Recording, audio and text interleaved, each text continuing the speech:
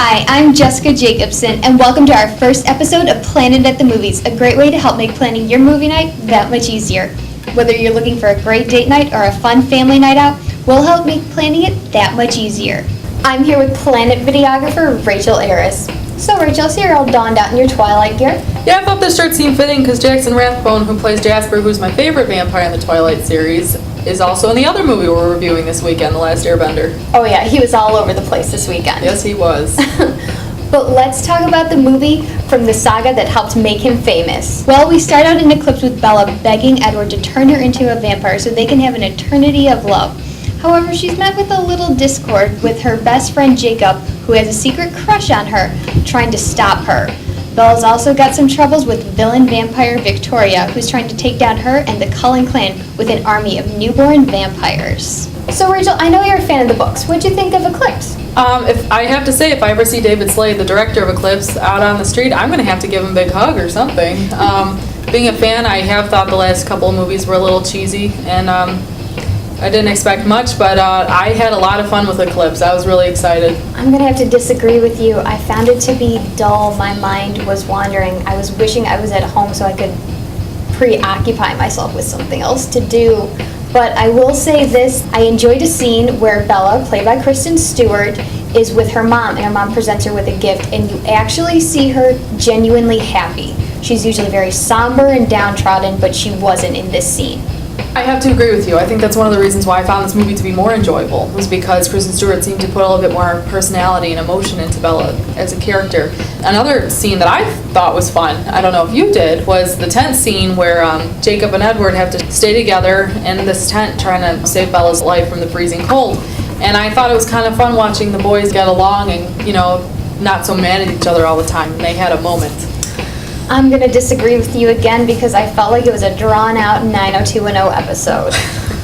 But you know what I really did enjoy was the backstory that we learned about the Cullens, like Rosalie and Jasper. Yeah, I was really excited about that. Not just because Jasper is one of my favorite vampires, but the movies finally gave the other characters something. It wasn't all about the love triangle, and it was really fun being able to go back in time with Jasper and Rosalie and, getting to see why they are who they are now. And props to the filmmakers for the fight scenes. That really caught my attention. Oh yeah, I will say, boyfriends, you don't have to cringe if your girlfriend takes you to this movie. This was a little bit more of the more action-packed movie. It was a little darker, it was a little edgier. I wish there actually was more of that because that's the stuff that I really enjoyed the most were the fight scenes. If there was more of that, I don't think I would have thought the movie was as dull as I thought it was. What did you think of newcomer Xavier Samuel, the leader of the newborn army in this movie? He really draws you in. You almost kind of feel sorry for him with everything that he's having to deal with, being torn by Victoria, and then you've got the newborn vampires that he's in charge of. He has so much going on, and he is, a bad guy, but you still start to feel for him. You feel his pain. I totally agree. Number one, ladies, we got another hot guy in the Twilight series. And then two, I wanted more of him. Not just, the action and the edgy dark scenes. Those were his scenes, and I wanted more of that. Yeah, those scenes really would have, I think, made the movie more interesting for me. The Last Airbender takes place in a world consisting of 4 nations: air, water, earth, and fire. And the Fire Nation's got a little hot-headed and is trying to take over the entire world for themselves. And in doing so, has wiped out the entire Air Nation. Or so they thought. And this brings us The Last Airbender. So Jessica, did you by any chance catch the cartoon at all before seeing this movie? No, you know what, actually I didn't, and I really think that you need to if you want to get into the movie. I didn't connect to it until about 20-25 minutes in. I know they explained it to you at the beginning, but I still didn't understand everything that was going on with the elements and the spirits and how they all connect. And also with the main characters, you don't connect with them until you're further on, such as Katara, Aang, and Sokka. I kind of agree with you. It took me a while to get into this movie. I'm really drawn in by the theme. I think the whole storyline is really great, but it was very slow moving and subtle, and I found myself just starting to doze in the middle of it.